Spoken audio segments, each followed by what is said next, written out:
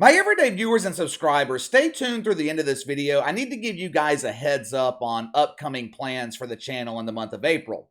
We spend a good amount of time here on the channel talking about women's sports. 99% of the time, my perception of women's sports is negative. It has nothing to do with misogyny. It has nothing to do with some bias I have towards women. My negative perception of women's sports, it comes directly from the mainstream media and a handful of female athletes themselves.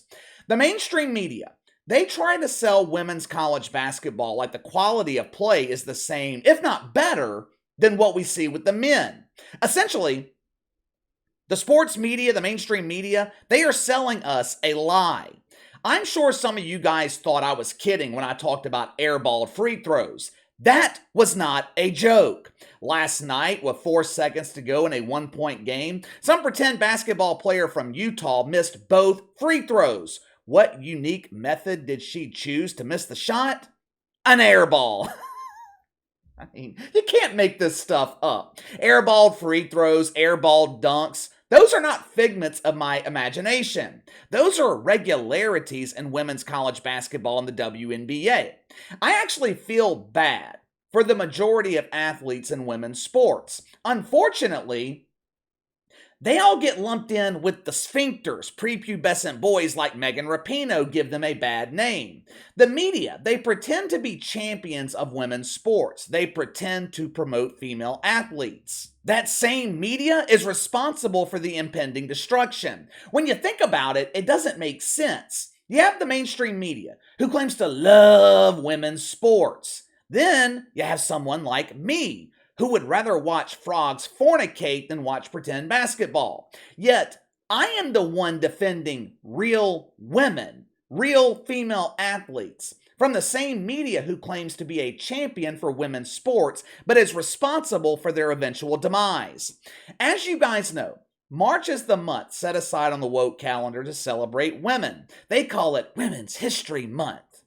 Now, this month, it should be set aside to celebrate women who have actually done something, women who have had a positive impact on society. There are so many great women to choose from. Rosa Parks, Mother Teresa, Candace Owens, Ronda Rousey. Ronda Rousey, she revolutionized the UFC. Jackie McMullen, she was a respected sports journalist at a time when there weren't a lot of women being given the opportunity to cover sports for a living. Linda Cohn, Doris Burke. Doris Burke, she is the lone bright spot when it comes to ESPN's coverage of the NBA. Becky Hammon. I truly believe had Becky Hammon passed on the opportunity to collect $1 million in woke welfare from the WNBA and stayed in the NBA, she would have become the first female head coach in the league. Well, Casey, what about Mina Kimes? What about Sarah Spain? Those women are impeccable. They're inspiring. What the hell is so inspiring about Sarah Spain? She got her start in sports media by auctioning herself off as a date to the Super Bowl. There are millions of women doing the same thing on dating apps every day. What has Mina Kimes accomplished that's inspirational? She wrote some heartfelt letter to ESPN talking about the bond she formed with her father by watching the Seattle Seahawks. For some reason, ESPN thought this qualified her to analyze the NFL. Me and my girlfriend, we share a bond with our love of NBA basketball. We watch every Pelicans game together. That does not mean we are qualified to analyze the NBA. But you get the point. If you're wanting to celebrate women, there are plenty of inspirational women you could choose from. Who does ESPN choose to feature in their celebration of Women's History Month? Watch for yourself. In 2022, swimmer Lia Thomas became the first transgender athlete to win an NCAA Division I championship by winning the 500 freestyle. The Texas native competed for 3 seasons on the men's swim team at the University of Pennsylvania. She began her transition after her sophomore season and after a gap year due to the pandemic that forced the Ivy League to cancel all sports. Thomas made her debut as a member of the women's team in December 2021. Being trans is not a choice. I didn't have any other choice because not transitioning was not leading me anywhere. She competed amidst criticism from the swimming community, competitors, and teammates. She said she hopes her persistence serves a larger purpose. People will say, oh, she just transitioned, so she would have an advantage, so she could win. I transitioned to be happy. I thought we were celebrating women. Were my eyes and ears playing tricks on me? Because that looked and sounded like a damn man. What is so inspirational about Lia Thomas? Let's put this into perspective. What has Lia Thomas done that would inspire young women? For 3 years, Will Thomas competed against dudes and couldn't win a damn race. He ranked outside the top 500 in certain events. During his senior year, Will Thomas wakes up one morning, decides he wants to be a girl. He goes to the NCAA and says, "Please ignore my beard. Don't let this masculine exterior fool you. Deep down inside, I am pretending to be a woman." In their infinite wisdom, the NCAA, they took a big whiff, liked the smell, and bit directly into that shit sandwich. Will, he decides to start calling himself Lia. He starts competing against real women. Will Thomas was an unknown male birthing person. Lia Thomas is a famous male birthing person. Lia Thomas ended up winning multiple championships, stealing the spotlight and opportunity from women like Riley Gaines, taking away a once-in-a-lifetime opportunity from young women who have worked their entire lives to make it to the top of their field. Someone please explain to me, what the hell is inspiring about that? When did we start glorifying robbers? If someone broke into your home, stole some of your championship trophies, and started calling themselves a champion, would they inspire you? In that video clip, Lia Thomas talked about her transition. What transition? According to multiple teammates, Lia Thomas was walking around the girls' locker room with dong and thong. Last year, I showed you guys multiple videos of Lia Thomas boosting the nitrous in her propeller to gain an advantage over real women. That propeller in her pants was so strong, it looked like a damn wave pool. According to Lia Thomas, being transgender is not a choice. I did not do this to win championships. I chose to identify as a woman because that's what makes me happy. First of all, this is the very definition of choice. You chose to identify as a woman. No one forced that decision on you. And second, no one is denying Lia Thomas the right to be happy. If being a woman is what satisfies Lia Thomas, she should be a woman. What most people have a problem with is when that choice has a detrimental impact on the lives of other young women. I do not want a young man who chooses to identify as a young woman sharing the locker room with my girlfriend's daughter. I have a real problem with that. I don't know if you guys have noticed, but this transgender push, this movement, it seems to be one-sided. Do you guys remember Iszac Henig?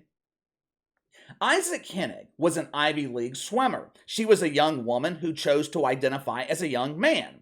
Now, of course, she continued to compete athletically against women, which I find to be incredibly ironic, because according to the NCAA, competitors, they are supposed to compete against the gender they choose to identify with. Iszac Henig chooses to identify as a man, but they let him compete against women anyway. Very strange, very strange. But anyway, I am sure most of you don't remember Iszac Henig. Why? Because the mainstream media refused to cover him. The media only celebrates transgender athletes or transgender people in general when it's a man choosing to become a woman. Why do you think that's the case? Because in order to reshape society, they have to eliminate strong men. Strong men are the only thing standing in their way. Why do you think they celebrate Joe Biden but hate Donald Trump? Whether you love him or hate him, you can't argue the fact Donald Trump, pretty strong dude. Joe Biden is weak. Joe Biden can be manipulated. You're not manipulating Donald Trump. Like I said a second ago, me and my girlfriend watch every Pelicans game. Over the last week or two, we have started to notice this new commercial from Amazon Prime. The commercial, it follows this young man as he struggles through the gender identification process.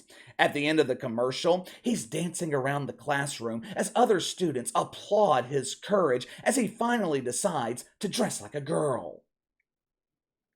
The final seconds of the commercial, the camera zooms in. You have this young kid wearing a dress with girly curly hair. And he has a mustache. 5 or 10 years ago, this commercial, it never would have been allowed on television. The FCC, they would fine Amazon millions of dollars for even thinking about broadcasting it. Television networks, they would not accept Amazon as a sponsor. But today, it's accepted. It's become normalized. The young man or woman in that commercial, they're no different than Lia Thomas. I don't have anything personal against Lia Thomas. Matter of fact, I actually feel bad for her because Lia Thomas is being used and doesn't even realize it. Once Lia Thomas no longer serves a purpose, once another transgender athlete comes along and takes her place, the deacons at Woke United Methodist, they will forget all about Lia Thomas. She is being used to implement the oldest crime in human history. This is the original. The disrespect of women. And ESPN promotes it. Women like Megan Rapinoe worship Lia Thomas and claim Lia Thomas is an example of a real woman. Whatever. Before we wrap up the week, I wanted to give you guys a brief heads up. First of all, I appreciate all of you sticking with me. I appreciate all the support this month. We hit our first slump in the past 8 or 9 months here on YouTube. This slump, it ended up lasting for about 3, maybe even 4 weeks. It was the first time in a while that I was legitimately worried about the future of the channel, but it seems like we have finally gotten over it. This past week, things are seemingly getting back to normal here on YouTube. That would not have been possible without the support of my everyday viewers and subscribers. I appreciate you guys so much for continuing to watch every day. If you guys had left me during this slump, this channel would have probably been dead. So thank you for sticking with me. Thanks for getting me through this downturn. This past week, all of my analytical metrics, they are trending back upwards. We are finally getting back to normal, which means I can finally stop worrying about it.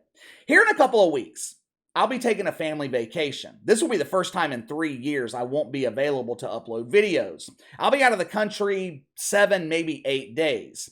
Now, I'll give you guys a reminder when we're getting closer for me leaving or whatever, but I'm going to try to record 2, maybe 3 videos and have them uploaded throughout the week that I'm gone. I don't know if that's going to be possible. My content is time sensitive. I cover mostly breaking news, so the videos would be old news by the time I got them uploaded, but I'm going to try to do that anyway. I have never gone a full 8 days without uploading something. I think the longest I've gone is 4 days, and I've only done that once.